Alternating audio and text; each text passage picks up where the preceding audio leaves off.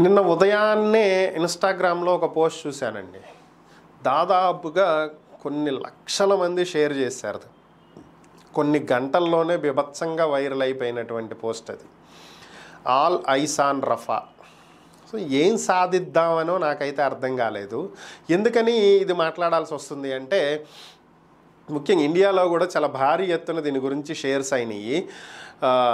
ఏదైతే ఇజ్రాయిల్ పాలస్తీనా మధ్య జరుగుతున్నటువంటి యుద్ధంలో హమాస్ తీవ్రవాదులు ఇజ్రాయిల్ మీద దాడి చేసిన తర్వాత ఇజ్రాయిల్ యుద్ధం ప్రకటించి ప్రతిదాడి చేస్తున్నమాట ప్రపంచం మొత్తానికి తెలిసినటువంటి అంశం. అయితే ఈ యుద్ధం నుంచి పాలస్తీనా తమ ప్రజలను కాపాడుకోవడానికి రఫా నగరంలో ఏర్పాటు చేసినటువంటి శరణార్థ శిబిరాలు, వీటి మీద ఇజ్రాయిల్ దాడి చేసిందని, దాదాపుగా 45 మంది పౌరులు మరణించడం జరిగింది అని చెప్పి దీనికి సంబంధించి ఏఐ తోటి ఒక ఇమేజ్ క్రియేట్ చేసి all eyes on watching on Rafa. So మరి 45 మంది మరణిస్తేనే ఏదో జరిగిపోయినట్టు ఇంత రాద్ధాంతం చేస్తున్నారే సోషల్ మీడియాలో. 2023 అక్టోబర్ 7వ తేదీన హమాస్ తీవ్రవాదులు ఇజ్రాయిల్ మీద చేసినటువంటి దాడికి, మారణ హోమానికి దాదాపుగా 1200 మంది చనిపోవటం జరిగింది. మరి ఆ రోజు ఈ కళ్ళన్నీ ఎవరిని చూస్తున్నాయి? కళ్ళల్లో ఏం పెట్టుకున్నారు మీరంతా? అప్పుడు కనిపించలేదా కళ్ళు మీకు?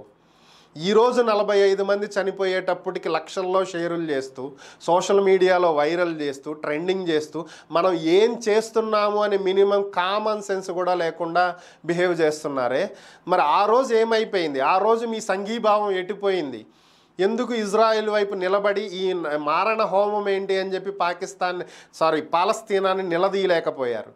సరే, అక్కడ దాకా కూడా వదిలేయండి అబ్బా. మన దేశంలో జరిగినటువంటి నరమేధాన్ని మీరు కళ్ళు కనిపించలేదా?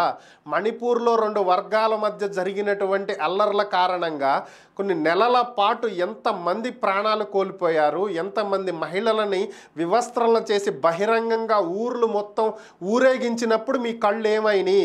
ఆ రోజు సోషల్ మీడియాలో మీ నోరు ఎందుకు లెగవలేదు? ఈరోజు మీకు గుర్తొచ్చిందా 45 మంది చనిపోయేటప్పటికీ?